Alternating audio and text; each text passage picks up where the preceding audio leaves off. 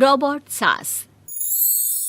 शहर में रिश्तों की कमी और अपनों के प्यार की कमी लगभग हर घर में है। किसी को अकेलापन अच्छा लगता है तो किसी को ये काटने दौड़ता है। देखो राधा, तुम भले ही गांव की हो, लेकिन यहाँ शहर में सभी को साथ लाकर रखना पॉसिबल नहीं है। हाँ, लेकिन प्लीज किसी को तो बोलो हम लोगों के साथ रहें। तुम सारा दिन ऑफिस और मैं घर पर पकती रहती हूँ। अरे तो किसी सहेली को बुला लिया करो, बातें कर लिया करो। किसको बुलाऊं? कब तक बुलाऊं? तुम सासू माँ को बोलो ना आकर यहाँ रहे। ठीक है, बात करता हूँ मैं उससे। रवि ऑफिस चला जाता है और अपने दोस्त से कहता है, यार बीवी ने माँ को शहर बुलाने की जिद कर रखी है। अब सोच रहा हूँ कि ऑफिस से दूर जाकर कहीं कोई घर ले लो किराए में। अब 2 कमरे का मकान तो पास में महंगा ही पड़ेगा ना। पर यार गांव की लड़कियों को शहर शादी करके लाओ तो यही दिक्कत होती है। वो लोग समझ ही नहीं पाती कि शहर की जिंदगी कितनी मुश्किल है। सबकी अपनी अपनी परेशानी है। अब मेरे वाले को देख लो, वहाँ के ऑपरेशन के लिए 2 हफ्तों के लिए लेकर आया था। बीवी ने तो इतना हंगामा किया कि माँ को 1 हफ्ते में ही वापस भेजना पड़ गया। सोच रहा हूँ कि माँ को फोन करूँ और कहूँ कि आ जाओ। क्या पता सास की चिक चिक सुनकर वो भी माँ को गांव भेज दे। आखिर औरतें तो औरतें ही होती है ना।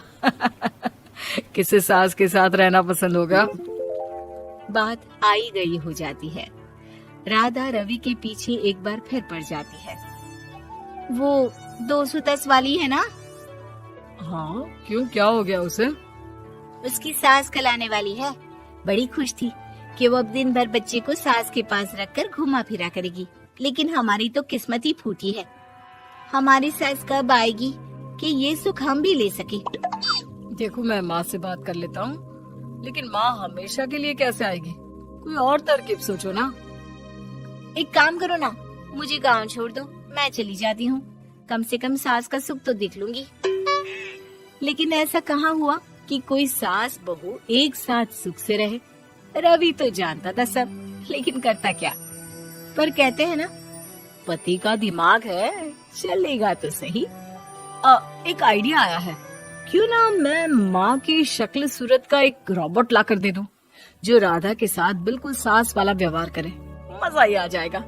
न माँ को लाने की झंझट, न सास बहू की किचकिच। रात को स्विच ऑफ करके अलमारी में पैक। बस फिर क्या था। अगले दिन जैसे ही घर की घंटी बजती है और राधा दरवाजा खोलती है, साथ में खड़ा होता है रवि और साथ में होती है रवि की माँ यानी कि राधा की सास। माँ जी, मुझे तो मेरी आंख पर विश्वास नहीं हो रहा। कितना अच्छा सरप्राइज है। आइए माँ, आइए। मुझे भी अच्छा लग रहा है। मैं भी खुश हूँ, मैं भी खुश हूँ, मैं भी खुश हूँ। दरअसल रोबोट सास की बैटरी ढीली होने के कारण वो एक वाक्य को रिपीट करने लगती है। माँ जी इतनी खुश है कि बार बार दोहराए जा रही हैं कि खुश है, खुश है। मैं अभी पानी लाती हूँ।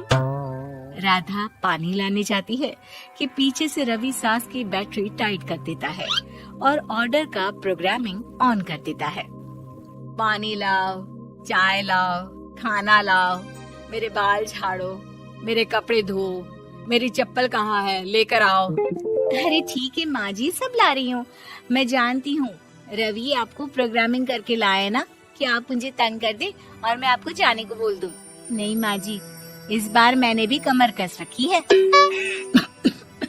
प्रोग्रामिंग कैसी लैंग्वेज यूज कर रही हो? माँ का रोबोट थोड़ी ना है जो मैं प्रोग्रामिंग करूँगा। अरे मजाक कर रही हूँ। माँ तो माँ होती है, मैं जानती हूँ। राधा सास के साथ खुश रहती है। वो उनके साथ बातें करती, घूमने जाती और आसपास के लोगों से मिलवाती। लेकिन एक दिन, अरे कभी तुम लोगों को लड़के नहीं देखा। इतनी तो तू मैं माँ बेटी में भी हो जाती है, लेकिन तेरी सास तो बिल्कुल ताना नहीं देती।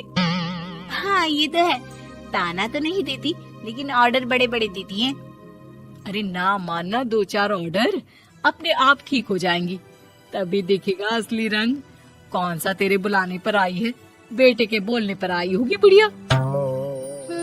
बात तो सही है, लेकिन यार कोई बात नहीं ना, सास लड़ाई करे भी तो कोई परेशानी नहीं है।